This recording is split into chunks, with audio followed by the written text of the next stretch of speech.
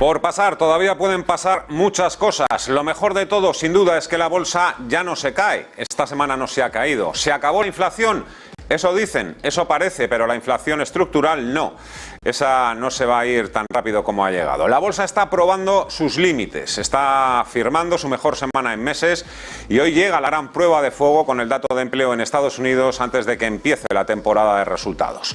Buenas tardes y bienvenidos a Ponte en Acción. Pese a la recuperación del mercado en las últimas sesiones, los picos de la inflación que algunos aventuran y las trompetas de los bancos de inversión, seguimos en modo nadie se fía de nadie ni de nada. Los inversores no se fían de los rebotes, los europeos no se fían de los americanos de los rusos y en líneas generales nadie se fía de los bancos centrales.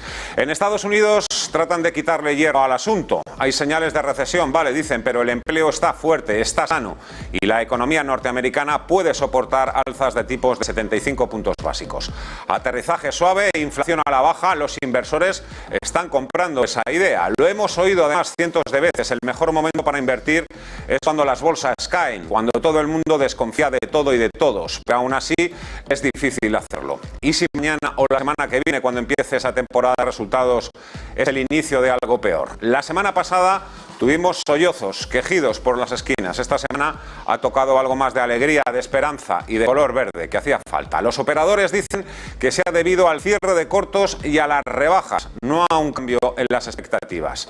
Máxima especulación, pero que no resuelve ni las dudas ni marca un cambio de tendencia. La gran cita del día, como digo, es el dato de empleo en Estados Unidos y un buen dato podría hacer dar marcha atrás a las bolsas porque podría animar a la Reserva Federal a subir los tipos de interés otros 75 puntos básicos antes de que termine el mes de julio.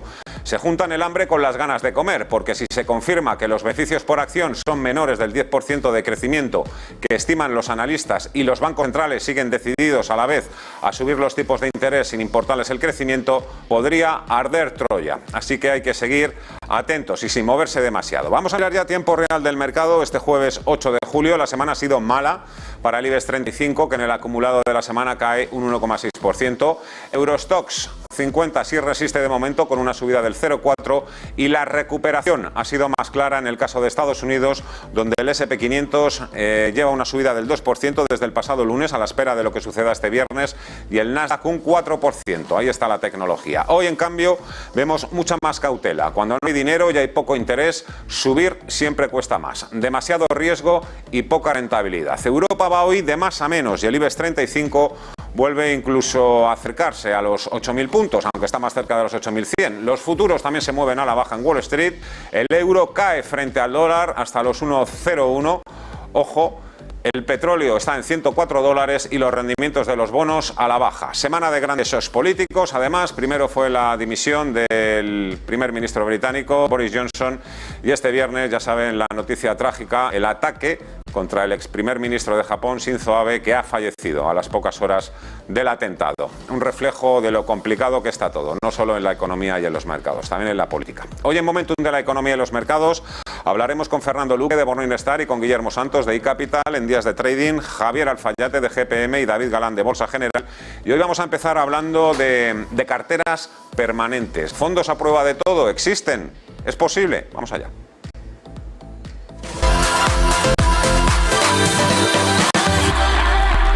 Carlos Santiso es Senior Portfolio Manager en Adbank, es gestor de fondos de Icaria Capital y es autor del libro El inversor conservador. Hola Carlos, ¿qué tal? ¿Cómo estás? Muy buenas tardes, encantado de saludarte.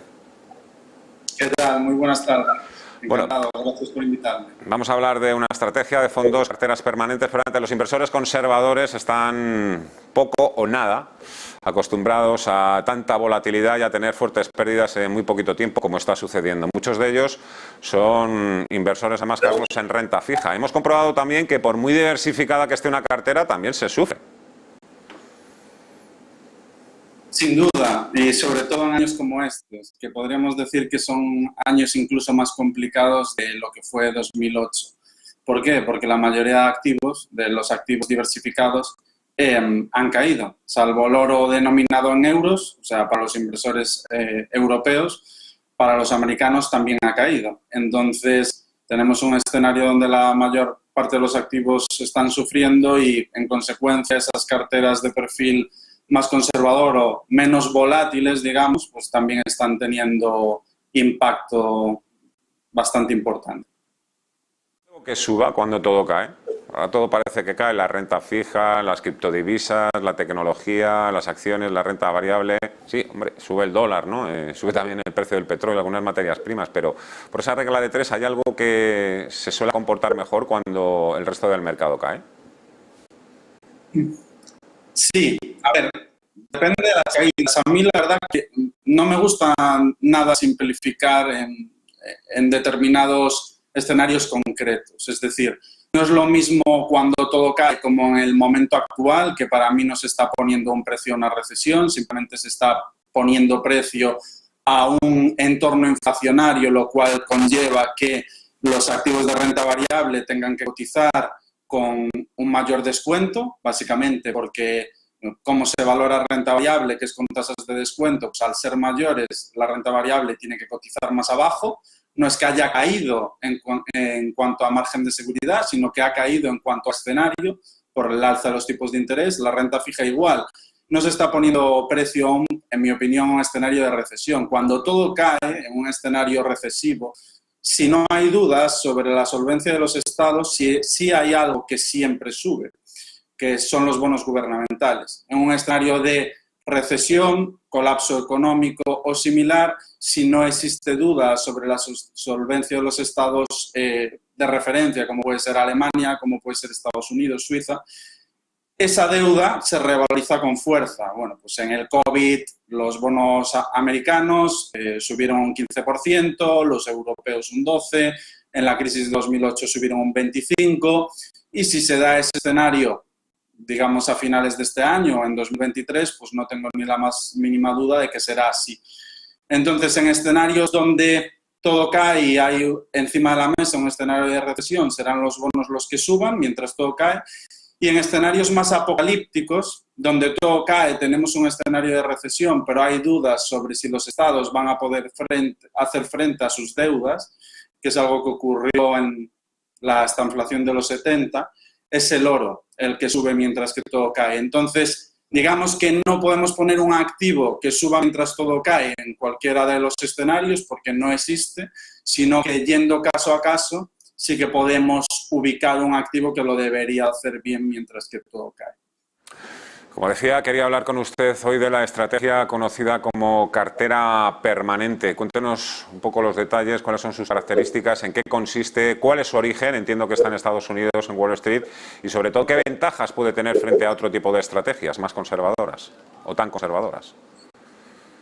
Pues la estrategia de cartera permanente empezó a trabajarse en la década de los 70 por Harry Browne, que era un asesor financiero que gana muchísimo dinero en materias primas. En sus inicios era bastante especulador, se hizo millonario y conforme adquirió su patrimonio se convirtió en alguien más conservador. Ya no necesitaba retornos del 20%, 15% y podía conformarse con retornos más razonables, del 8% aproximadamente.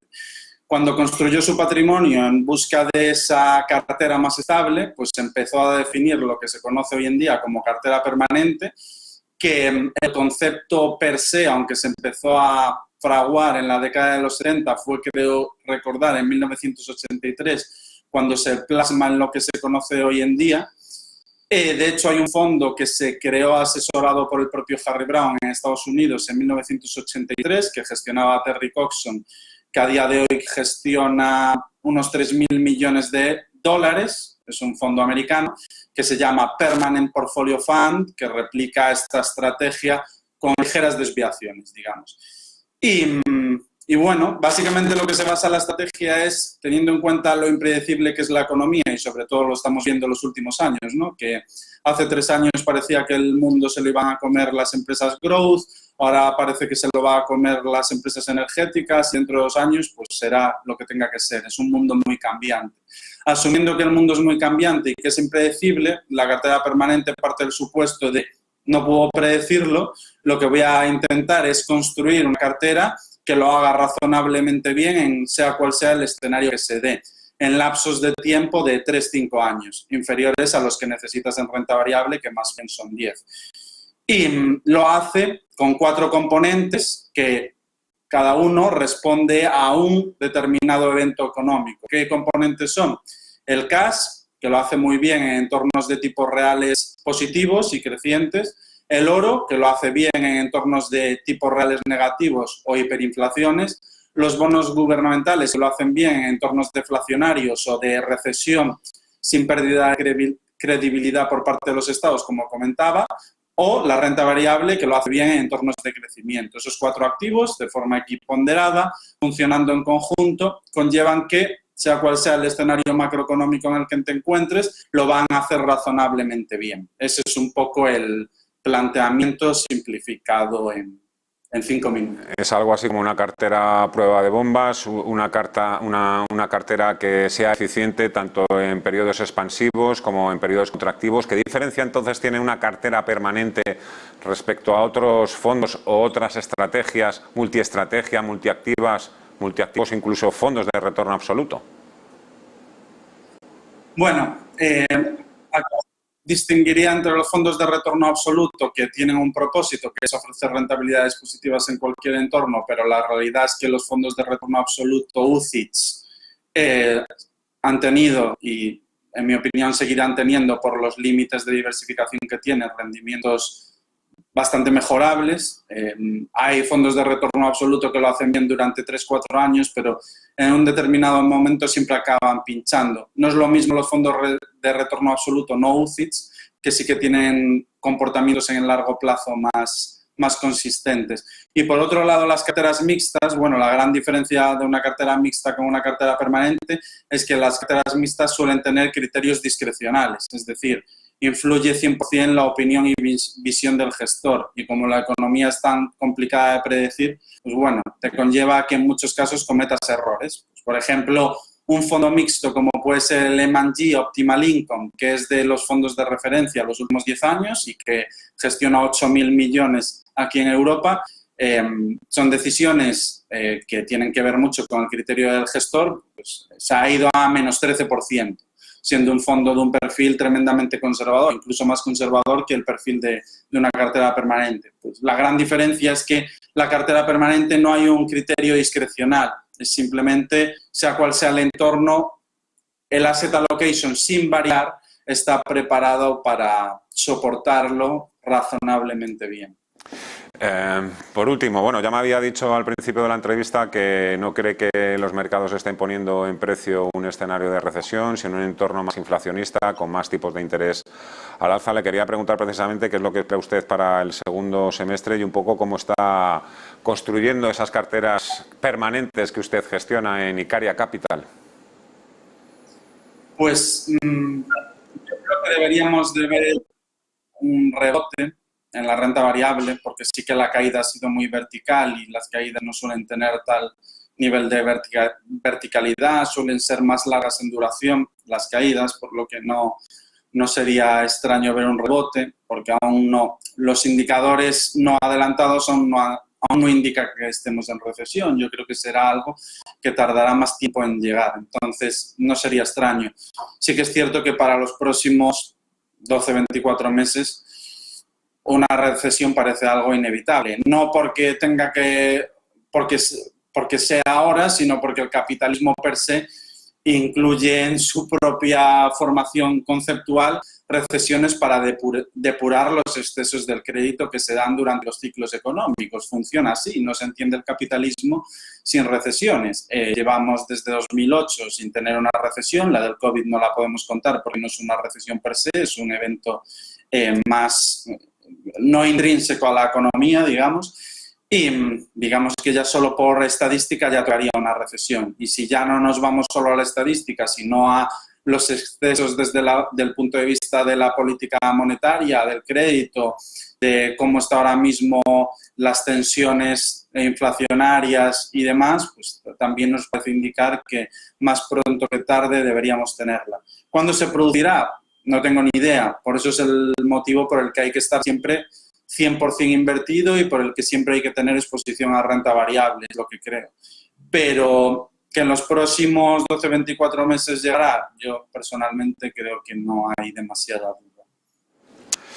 Pues ha sido usted bastante claro. Carlos Santiso, Senior Portfolio Manager en Advan, gestor de fondos en Icaria Capital y autor del libro El inversor conservador. Ha sido un placer. Muchísimas gracias. Gracias por la entrevista y que disfrute del fin de semana y mucha suerte con los negocios, con los fondos. Hasta otra. Buenas tardes. Igualmente. Gracias a 12:32 de la tarde. La verdad es que ha sido una semana de lo más ajetreada, no solo por la volatilidad, las alertas de recesión, también la recuperación bursátil, sino también por pues esas trágicas noticias que nos hemos encontrado este viernes, todo lo que rodea al ex primer ministro Shinzo Abe, muy conocido además en el mundo de los negocios, en el mundo de la economía. Por supuesto también esa dimisión de Boris Johnson en Reino Unido. Enseguida lo vamos a comentar, eso y más cosas en Momentum de la economía en los mercados, con Guillermo Santos de iCapital y con Fernando Luque de Morningstar.